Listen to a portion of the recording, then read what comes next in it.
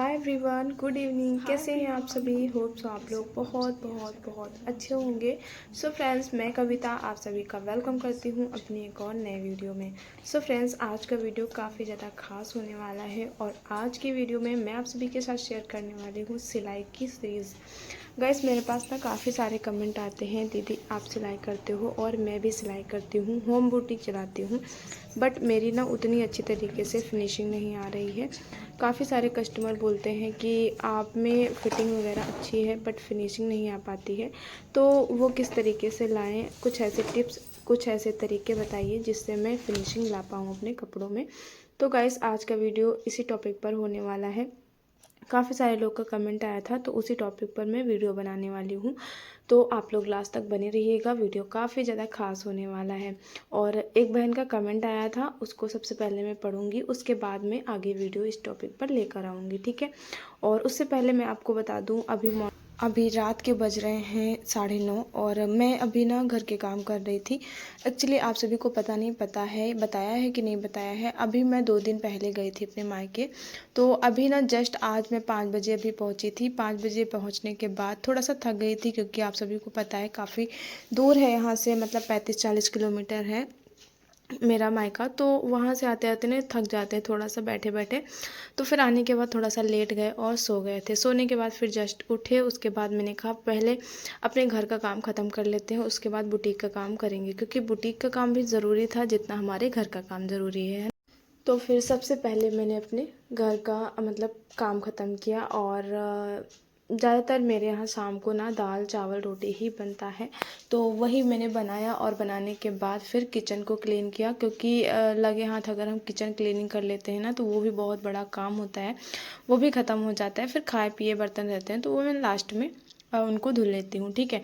तो भाई काम करते करते मुझे वही 9 साढ़े 9 बज गया था। उसके बाद फिर मैंने कहा चलो अच्छा अब बुटीक का काम करते हैं। तो मैं अपने होम बुटीक के अंदर आ चुकी हूँ। जी हाँ, एक छोटा सा रूम है जो कि काफ़ी ऑफिस टाइप में है, क्योंकि हस्बैंड जी का ऑफिस था ये, लेकिन अभी मैंने यहाँ पर बुटीक का सेटअप कर लिया है। तो इस यहाँ पे ना कुछ भी नहीं है, हैंगर वगैरह भी नहीं है, तो मैं ब्लाउज़ वगैरह भी सिलकर नहीं टांग पाती हूँ। और ना ही डमी लाई थी, डमी भी नहीं टांग पाती हूँ। तो काफ़ी सब कुछ चीज़ें यहाँ पर ना सेट करनी बाकी हैं, अब देखो कब होता है, ठीक है। तो यहाँ पर ये सूट है जो कि मेरा आधा रखा हुआ था जब मैं गई थी अपने मायके ना, तभी इसका सिर्फ गला मैंने फ्रंट का बनाया था और पूरा ऐसे ही छोड़कर चले गए थे, क्योंकि गाइस बच्चों की छुट्टियाँ थोड़ा सा, मतलब मेरे यहाँ शादी थी ना, इस वजह से मैं अपने मायके भी नहीं जा पाई थी आम के टाइम पर। तो फिर मैंने कहा चलो अच्छा 2-3 दिन रह आते हैं। तो संडे को गए थे, मंडे ट्यूसडे, और ट्यूसडे की शाम को ही आ गए थे। तो 1 दिन 2 दिन तक मैं रुक चुकी थी वहाँ पे। फिर आने के बाद फिर यहाँ पर ये वाला सूट जो मेरा आधा पड़ा हुआ था, इसको आकर कंप्लीट किया। तो यहाँ पर ना थोड़ा सा ये सूट ना काफ़ी ज़्यादा ख़राब हो रहा था, इसका मैंने गला पहले चेक नहीं किया था। और ये जो कैनवास पेपर होता है ना, उससे मैंने गला बनाया था, तो काफ़ी वैसा हल्का होता है, तो बिना प्रेस से चिपकाए ये थोड़ा सा लूज़ लूज़ सा होता है, तो सही से बनता नहीं है। अगर आप फिनिशिंग चाहते हो अपने कपड़ों में, तो आपको यही करना है। अगर आप कैनवास पेपर का यूज़ कर रहे हो, कैनवास पेपर का मतलब बकरम जो आता है, बहुत हल्का वाला बकरम आता है, लेकिन इसे अगर हम प्रेस से चिपकाएंगे तो वो चिपक जाता है, ठीक है। तो मैं इस बकरम की बात कर रही हूँ। और एक बकरम और आता है जो कि सलवार की मोहरी में पड़ता है, ठीक है, तो उस बकरम की मैं बात नहीं कर रही हूँ, ठीक है। और एक और आता है बकरम जो कि मतलब हार्ड वाला होता है, बहुत सारे टेलर उसको कॉलर में यूज करते हैं, तो वो भी चिपकाने वाला होता है प्रेस से। तो मैं उसकी भी बात नहीं कर रही हूँ, जो बिल्कुल हल्का होता है ना, उस वाले टिश्यू पेपर की बात कर रही हूँ। टिश्यू पेपर नहीं कहेंगे उसको, कैनवास ही कहते हैं एक्चुअली, ठीक है। तो उसको आपको पहले मतलब एक कपड़े पर चिपका लेना है, उसके बाद ही आपको मशीन से मेन फैब्रिक के ऊपर चिपकाएंगे तो बहुत अच्छी फिनिशिंग आ जाएगी, ठीक है। एक तो ये आप देख सकते हो, मैंने इसको चिपकाया नहीं था ना, मुझे काफ़ी बार खोल खोल कर इसे बनाना पड़ा। और इस समय लाइट नहीं आ रही थी ना, बस इस वजह से ही मैंने इसको ऐसे चिपकाया था, क्योंकि वैसे ही मेरा काफ़ी टाइम बर्बाद हो चुका था, तो मैं लाइट का वेट नहीं कर सकती थी, तो इसीलिए फिर मुझे ना ऐसे ही चिपकाना पड़ा। लेकिन अधिकतर मैं क्या करती हूँ, प्रेस को हीट गर्म करने के बाद तुरंत चिपका लेती हूँ, तो गला ना बहुत आसानी से भी बन जाता है और बहुत फिनिशिंग से भी बन जाता है। तो ये ट्रिक आप ज़रूर अपनाइएगा, ठीक है। थोड़ा सा काम बढ़ जाता है, लेकिन खोलने वोलने से तो अच्छा है कि आराम से एक बार में सेट कर लिया और अपना माइंड भी फ्रेश रहता है कि चलो अच्छा इतनी अच्छी तरीके से हमारा गला जो है वो बन चुका है। ठीक है, तो आप भी ये ट्रिक ज़रूर अपनाइएगा। नेक्स्ट है, अगर आप फिनिशिंग चाहते हो तो आपको कपड़े प्रेस करके ही कटिंग करने हैं, और आप ना प्रेस ऐसे लीजिएगा जो कि कपड़ों पे चिपके नहीं, क्योंकि गाइस क्या होता है आजकल ऐसे कपड़े आ रहे हैं ना कि चाहे जितना कम आप प्रेस हीट करो ना, बहुत जल्दी चिपक जाते हैं। मेरे तो काफ़ी सारे कपड़े जल गए हैं, इस वजह से मैंने दूसरा एक प्रेस ले लिया है, जो कि बोलते तो हैं कि वो प्रेस से कपड़े नहीं चिपकते हैं, लेकिन अगर ज़्यादा गर्म हो जाएगा तो कोई भी प्रेस हो चिपका तो देगा ही, है ना। तो इसलिए हमें ध्यान तो रखना ही पड़ता है कि कितना हीट हो रहा है, कितना नहीं हीट हो रहा है, या फिर कहाँ पर वो लगा है ना। तो ये चीज़ें हैं। तो आप जब भी कपड़े की कटिंग करें तो कपड़े को प्रेस करके ही करें, उससे आपके कपड़े में काफ़ी ज़्यादा फिनिशिंग आती है, वॉल्यूम आता है और एक शाइनिंग आ जाती है जब आप कपड़े को प्रेस कर देते हैं। ठीक है, और हाँ, कटिंग करने से पहले भी आप प्रेस करिए और सिलने के बाद भी आपको प्रेस करना है। बाकायदा तुरपाई वगैरह अगर करवाना है तो वो करवाने के बाद आप प्रेस करिएगा, तो तुरपाई जो होती है ना वो अच्छे से बैठ जाती है और हमारे कपड़े काफ़ी ज़्यादा अच्छे देखने में लगते हैं, है ना। बहुत सारे टेलर के मैंने देखी है कि वो ऐसे ही दे देते हैं, जो कि होम बुटीक चलाती हैं औरतें, तो वो ना बिना प्रेस किए हुए कस्टमर को दे देती हैं। तो कस्टमर ना कंप्लेन करते हैं, देखो किस तरीके से बना के दिया है, कुछ अच्छा नहीं लग रहा है। बाकी फिटिंग वगैरह अच्छी होती है, लेकिन अगर आप प्रेस नहीं करते हो ना, उस वजह से आपका जो सिलाई में है लोग कमियां निकालते हैं कि हाँ यहाँ पर ये देखो झोल आ रही है, वो है। अगर आप उसे अच्छी तरीके से प्रेस कर दोगे ना, तो कभी कभी झोल अच्छी खासी भी होती है, लेकिन अगर आप प्रेस कर देते हो वो तो झोल जो है वो दब जाती है, उतनी नहीं दिखती है ना। तो इसलिए आप कोशिश करें कि कपड़े को प्रेस कर कर ही दें, लेकिन अगर आपको लगता है कि बहुत ज़्यादा रिस्की कपड़ा है तो फिर उसमें प्रेस ना करें। ठीक है, नेक्स्ट है, अगर आप सिलाई करते हो और सिलाई आपकी सीधी नहीं बैठती है, मतलब जब भी आप चौक बनाते हो तो सिलाई जो है वो टेढ़ी मेढ़ी जाती है, तो इसका मतलब है आपने अच्छे से रिवीजन नहीं किया है। यहाँ पर आपको रिवीजन करने की ज़रूरत है। तो आप रिवीजन नए नए कपड़ों पर बिल्कुल भी मत कीजिएगा, क्योंकि आप जितनी बार रिवीजन करोगे, है ना, आपकी सिलाई टेढ़ी होगी, फिर आप उसको खोलोगे, खोलने से सिलाई करने से ना आपके कपड़े ख़राब हो जाते हैं। तो आपको कोई नए कपड़े पे या फिर कस्टमर के कपड़े पर रिवीजन बिल्कुल भी नहीं करना है। आप ना ऐसा कर सकते हो, जैसे कि कस्टमर के ही कपड़े बचे हुए कतरन होते हैं, कतरन के ऊपर आप नाड़ा बना सकते हो।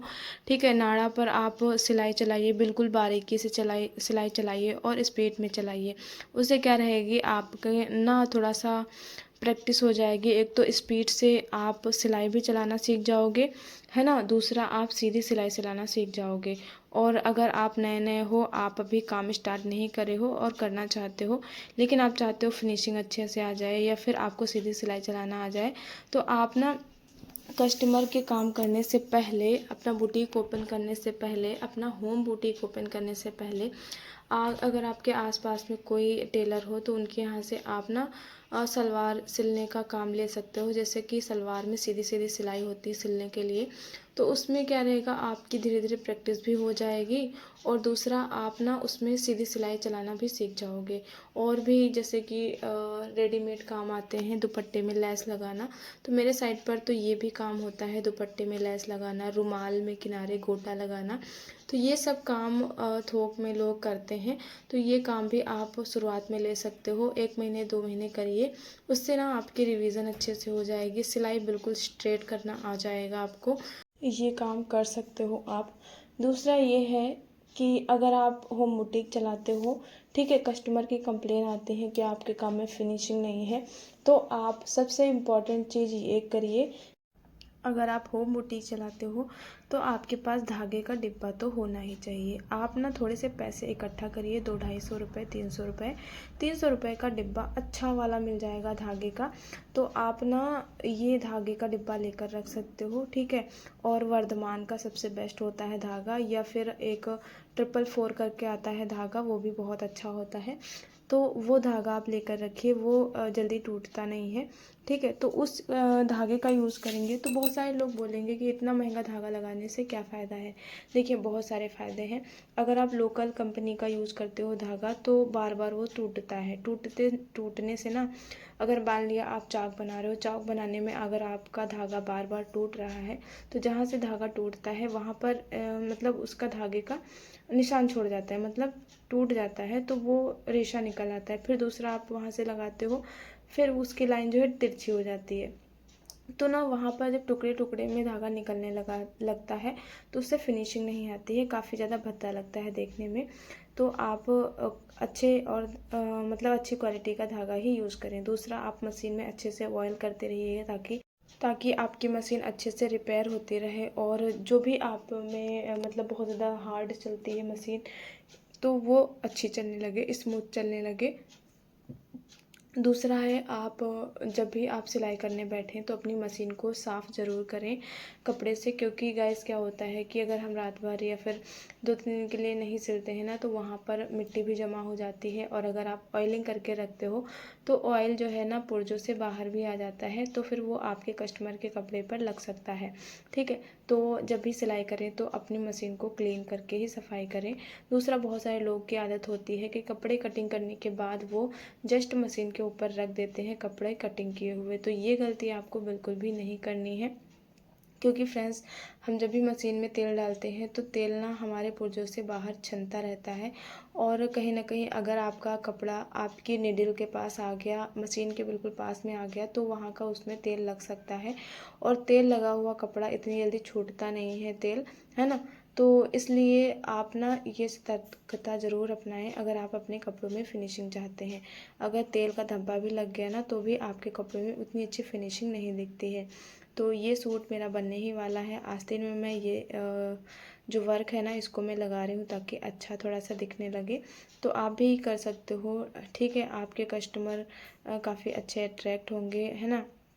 तो इसके लिए आपको अच्छे से डिज़ाइनर कपड़े बनाने हैं, अपने आप से कुछ अच्छे से डिज़ाइन दे देनी है। जैसे कि ये आस्तीन ना बिल्कुल सिंपल लग रही थी, कुर्ते में तो बहुत ज़्यादा वर्क है। पूरा आगे का फ्रंट का जितना है ना कुर्ता वो पूरा बहुत ज़्यादा कढ़ाई में है। तो मैंने सोचा चलो अच्छा किनारे का ये कपड़ा बच रहा है थोड़ा सा वर्क वाला, इसको मैं आस्तीन में लगा देती हूँ ताकि आस्तीन भी थोड़ा वर्क वाली दिखे, है ना।